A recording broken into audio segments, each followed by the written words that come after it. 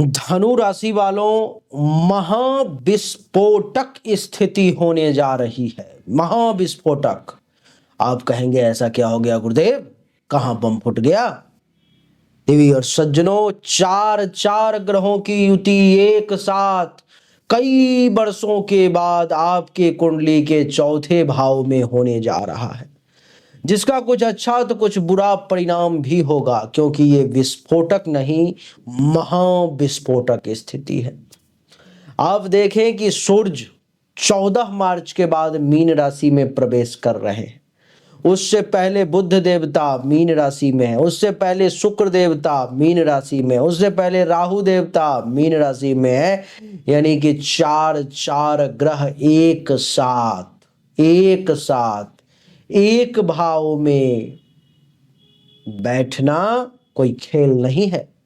इसमें बहुत बड़े बड़े बदलाव होने के योग हैं। इसमें आपको समझना होगा सूर्य को, इसमें आपको समझना होगा राहु को, इसमें आपको समझना होगा बुध को, इसमें आपको समझना होगा शुक्र को।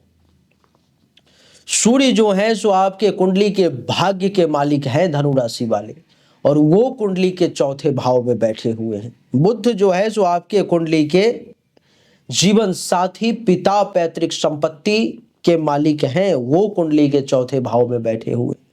शुक्र जो है सो आपके कुंडली में दुश्मन, अपयश, कलंक, शोक, दुख और लाभ, उपलब्धि की प्राप्ति, मनोकामना की पूर्ति के मालिक हैं, वो चौथे भाव में बैठे हुए हैं। और इन सब के साथ जो सबका बाप बैठा हुआ है वो है राहु, जो सबकी ऐसी की तैसी करने में सक्षम है। वो क्या क्या परिणाम मिलने वाले हैं, कौन सा ग्रह क्या क्या रिजल्ट देने वाला है, हमने बहुत संक्षिप्त में आपके लिए तैयार किया। मैं कुछ भी ऐसे नहीं कहता, जब तक उसके ऊपर में रिसर्च करके कुछ गहराई से नोट्स तैयार नहीं करता तब तक ऐसे हवा में बातें नहीं करता, आपको पता है। आप देख लें कि चौथा भाव जो है सो जीवन का भाव होता है, माता का भाव होता है, संपत्ति का भाव होता है, वाहन का भाव होता है, मानसिक शांति का भाव होता है और शिक्षा से जुड़ा हुआ भाव होता है। इस जगह पर में चतुर्ग्राही योग का बनना महाविस्फोट करवा के छोड़ेगा, ऐसे नहीं मानेगा।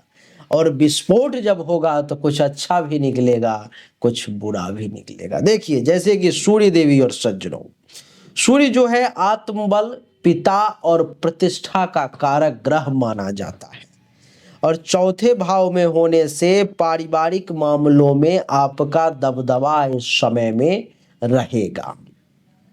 लेकिन माता जी के साथ कुछ वैचारिक मतभेद देने का प्रयास करेगा। कौन? तो सूर्य।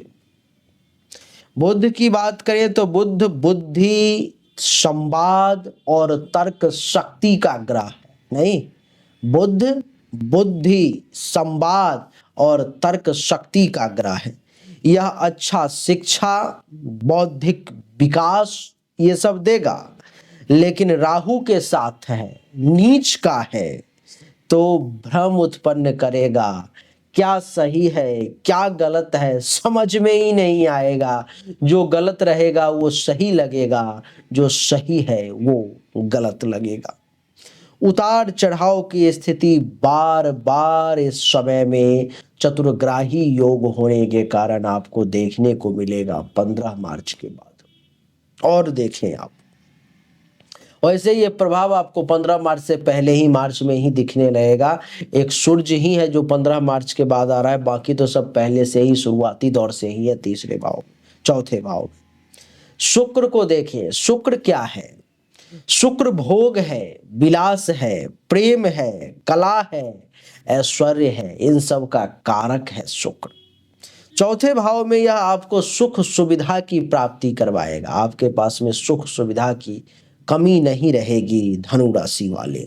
लेकिन राहु के प्रभाव से सुख सुविधा के अति के तरफ, भौतिक बाधिता के अति के तरफ आपका ध्यान जा सकता है, जो ठीक नहीं है, वो आपके लिए गलत है।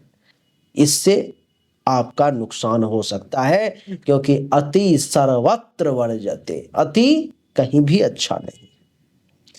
अब बात कर लेते हैं थोड़ा राहु की। राहु छल, कपट, प्रपंच, माया, इन सब का कारक है और इसके साथ साथ आधुनिकता, अति आधुनिकता, इन सब का कारक है राहु। चौथे भाव में राहु का बैठना यहाँ पर में संपत्ति में विवाद करवाएगा, माता के स्वास्थ्य में उतार चढ़ाव देगा और राहु बुध और शुक्र के साथ होने से आपको चतुर और चालाक बना देगा।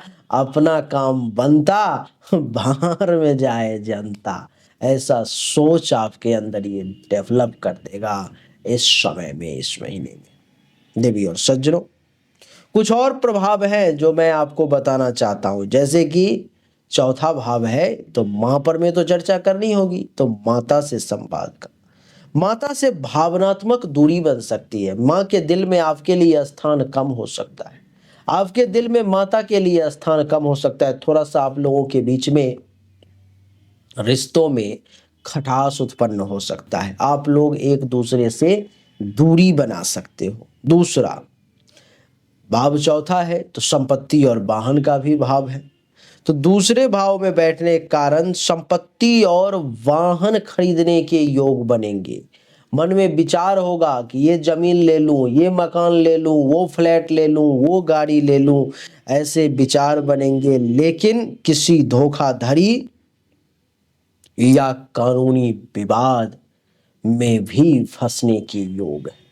तो धोखाधड़ी और कानूनी विवाद, इन सब से बच करके रहे, नहीं तो परेशानी वास्तव में ज्यादा परेशान कर देगी। देवी और सज्जनों, चौथा भाव है शिक्षा और बुद्धि का भी भाव है। बुध और राहु की जो युति होती है वो अच्छी शिक्षा की तरफ इशारा करता है और तकनीकी विषयों में आपकी रुचि को ये बढ़ाता है। क्या? बुध और राहु की युति अच्छी शिक्षा की ओर इशारा करता है और तकनीकी विषयों में आपकी रुचि को बढ़ाता है, लेकिन निर्णय लेने में भ्रम की स्थिति उत्पन्न होती है। निर्णय लेने में आप ये समझ नहीं पाएंगे कि मैं जो निर्णय ले रहा हूं वो सही है या गलत। हो सकता है जहां पर में गलत निर्णय है आप उसी को सही मान लें और जो सही निर्णय है उसको आप गलत मान सकते हो। इस समय में ऐसी भी संभावना है।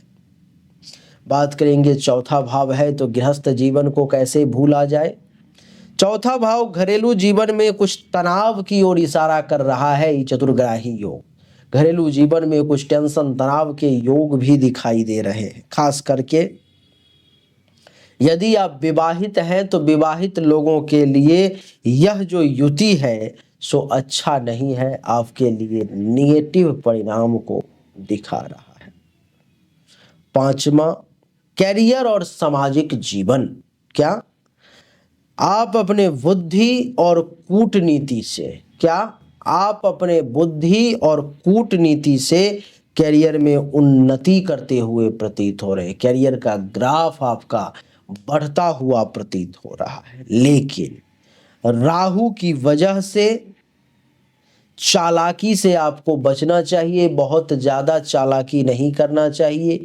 ये नहीं सोचना चाहिए जो अपना काम बनता बाहर में जाए जनता, ऐसा ना सोचें। कुछ उपाय है राहु के नकारात्मक प्रभाव से बचने के लिए। आप हनुमान चालीसा का जरूर पाठ करें।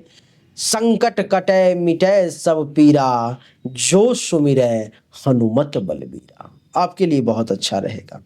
माता का सम्मान करें और उनके स्वास्थ्य का विशेष ध्यान रखें। घर की शुद्धता बनाए रखें और नियमित रूप से उसमें गंगाजल छिड़कने का प्रयास करें, आपके लिए अच्छा रहेगा। सूर्य को जल चढ़ाएं और आदित्य हृदय स्तोत्र का पाठ करें अथवा श्रवण करें। बुधवार और शुक्रवार के दिन गरीबों को हरी सब्जियां या चावल खिलाएं, इससे आपके लिए बहुत अच्छा रहेगा। यह युति आपको बुद्धिमान, चतुर और संपत्ति पाने वाला बनाएगा, लेकिन मानसिक शांति, पारिवारिक संबंधों में कुछ चुनौतियां भी आ सकती हैं। उपायों को अपनाकर नकारात्मक प्रभाव को कम किया जा सकता है, इसलिए इन उपायों पर वे कृपा करें, जरूर ध्यान दें। तो धनु राशि वाले यही है वो महाविस्फोट जो होने जा रहा है। कुछ अच्छी चीजें हैं, कुछ बुरी चीजें हैं, क्योंकि एक साथ सिर्फ अच्छी या सिर्फ बुरी नहीं हो सकती, कुछ ना कुछ अच्छी कुछ ना कुछ बुरी होती है। पर्सनली मुझसे आपको अपनी हस्तरेखा या जन्म कुंडली की अगर जांच करवानी है तो आप मुझसे जरूर संपर्क करें। सामने दिए गए व्हाट्सएप नंबर पर मैसेज करें, आपके लिए अच्छा रहेगा।